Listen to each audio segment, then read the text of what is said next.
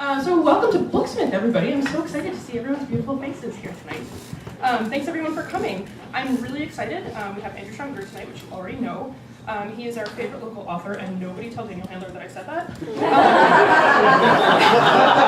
Andrew's new book, The Impossible Life of Werewolves, is my favorite fiction release of this year. You'll fly through it, so buy it, read it, love it, get it signed. Not necessarily in that order. Without further hyperbole, please help me give a huge raucous welcome to Andrew Sean Greer.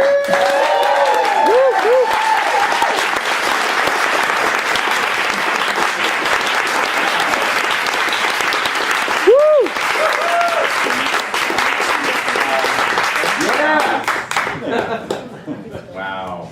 I'm 3 weeks into a book tour, and I am so glad to have landed here at last. The Midwest was pretty rough, I would say.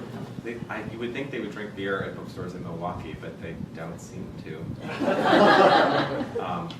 I don't know, it's my favorite bookstore here at Booksmith. And I wrote that, I was like, probably on my Facebook page, I was like, reading and party. There's plenty to drink, and a drunk audience is a happy audience. Except if you're an angry drunk, which is, it'll just make me look good. So I might bring my beer up here. Maybe the rest is gone. I do want you to notice there's a couple items here. They're not for auction. There's a ukulele, just so you get comfortable with it. It'll be there the whole time, and if you're nervous, you can look over and just get it into your system that there'll be a ukulele part of the evening. Because Daniel Handler made me promise that on my book tour I would do something besides just read from my novel, he plays accordion. So he said I had to play ukulele at every single event, no matter how many people showed up. Which I did do in Milwaukee. Oh my God, it was really mortifying. There's a couple more people here tonight. I don't know, that might be equally mortifying.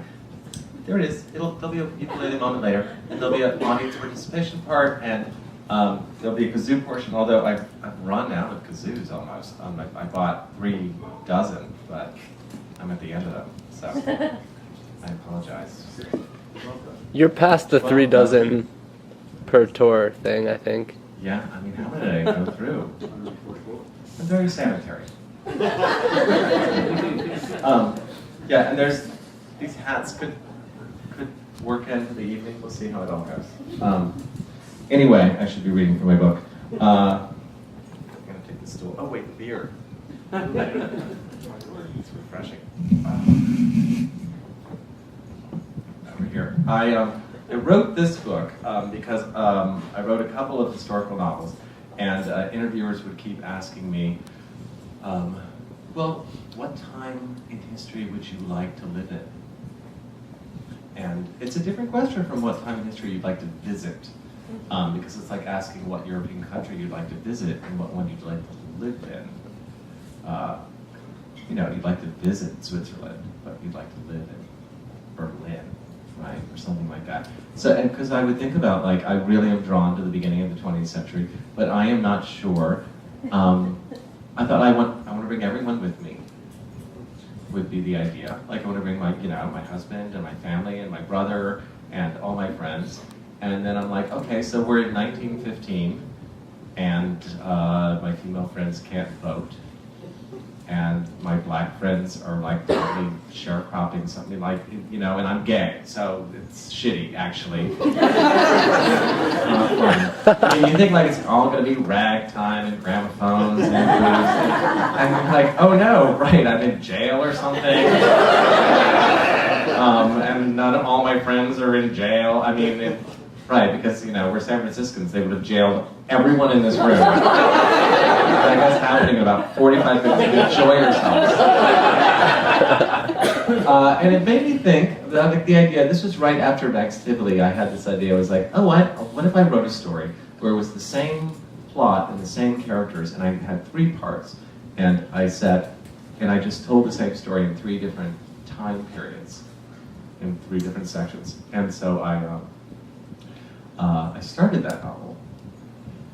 it must be 8 years ago. I wrote about 50 pages of it, and I realized very quickly that it would be a really tedious book, because it would be like someone telling you 3 versions of the same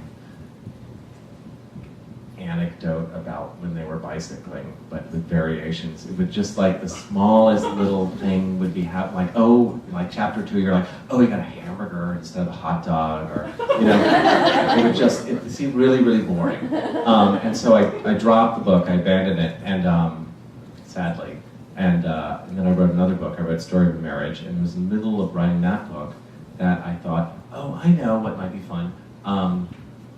I'll put all the stories on top of each other, and I'll have the main character wake up in a different version of the story every day, and he will have to sort of figure out what the hell is going on. He's like, oh God, I'm in 1918, my life seems to be totally different. And that'll be the fun of it. And so I actually started writing that book with the male protagonist. I don't know what came over me. I wrote 100 pages of that draft with a male protagonist. And what happened to him every morning, he would wake up with like a different, chick in bed next to him. And I was like, not on my dime, buddy. That's not cool. And it made me realize I have the wrong protagonist, because I think a straight white male with plenty of burdens of his own, but that is in the 20th century, waking up in different time periods would not change that much, particularly. A lot of things would change, but not dramatically enough to make plots happen. So I changed it to a female protagonist, because I thought that is the person whose life would be altered the most. So that's the book I wrote. I'll read 2 little bits from it, and then there'll be a question and answer period, and then there'll be a ukulele.